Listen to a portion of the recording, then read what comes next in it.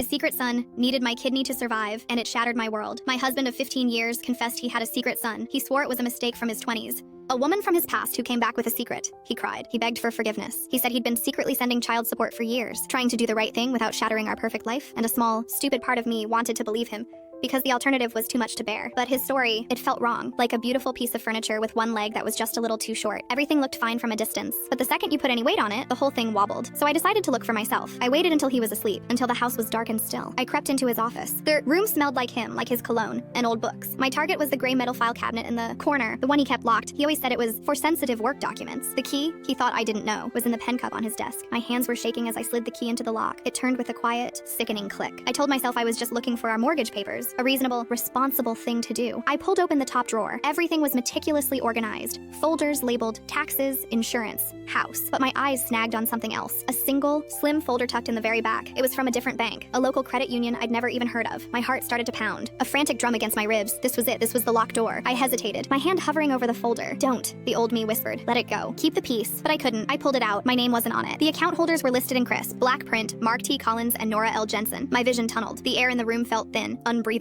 I sank into his leather office chair, my legs suddenly unable to hold me. With trembling fingers, I pulled out the statements inside. They went back years, a decade, and it wasn't just child support. It was a life, a whole entire life, documented in debits and credits. There was a monthly mortgage payment for a house on a street I'd never heard of, in a town 45 minutes away. There was a car payment every single month for a blue SUV. I'd never seen Mark drive a blue SUV. There were grocery bills, utility bills, credit card payments. Then I saw the charge that finally, irrevocably shattered me. From 2 years ago, a charge for over $3,000 at a resort in Orlando. The dates matched perfectly with a week-long financial conference he had supposedly attended. Remembered that week so clearly. I remembered feeling a little lonely, but so proud of how hard he worked for us. I had packed his suitcase for that trip. The papers slipped from my fingers and scattered across the floor. A cold, horrifying clarity washed over me. This wasn't a past mistake he was dutifully paying for. This was a present tense reality he was actively living. He didn't have a secret child. He had a secret family. He didn't have one life burdened by a past mistake. He had two lives running in parallel, and I was in just one of them. My marriage wasn't damaged. It was a fiction. The grief was so immense, it felt like I was drowning. But as I sat there in the dark, in the ruins of my life, something else began to flicker to life deep inside me. Something cold and hard and sharp. To find out what happens when she stops grieving and starts planning, click the link to the full video in the pinned comment.